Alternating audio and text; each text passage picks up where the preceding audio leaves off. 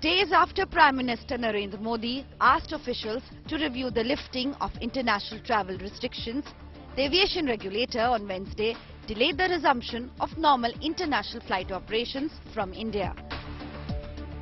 This even as airports gear up to prevent the Omicron super mutant from entering the country. Scanning of passengers and protocols for both incoming and outgoing flights are getting tougher. And the biggest collateral, travel for trade and business, which was just tottering back to normal after the second wave of COVID. Some of India's biggest trade partners, UK, Europe, Israel, Mauritius, China, Singapore and Hong Kong, are on the at-risk countries list.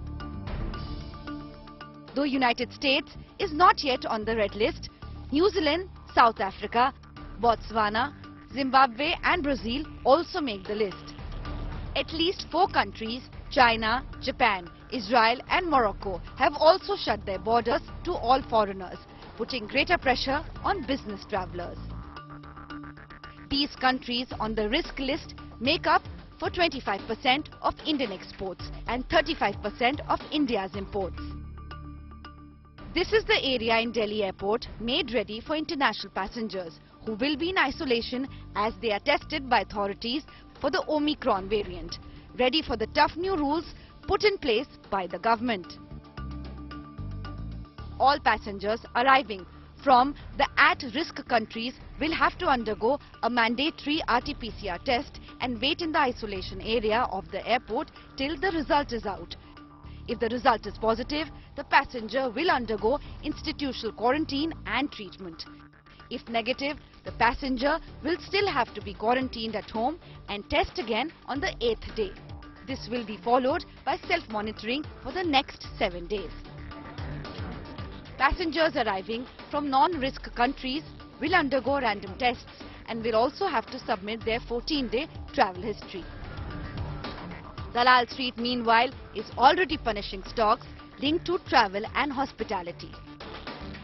A glance at companies with highest market capitalization in the travel, airlines and hotel sectors show them much below their year highs. Investors have clearly anticipated tough times ahead and sold off these companies. We are already seeing how some of the flights to and fro from these destinations, they have become too expensive. People do not want to travel, people don't want to go abroad, especially in those countries where there are cases of the new variant. So looking at this, the aviation sector is now thinking that there is a possibility, in case we see a rise in the cases across the globe, there is a possibility of more countries putting a ban on international flights, and there are people who believe that this happens, then we will see the aviation as well as the tourism industry see another very painful year. This is Aishwarya Paliwal reporting for Business Today with camera person Ashwini Helen.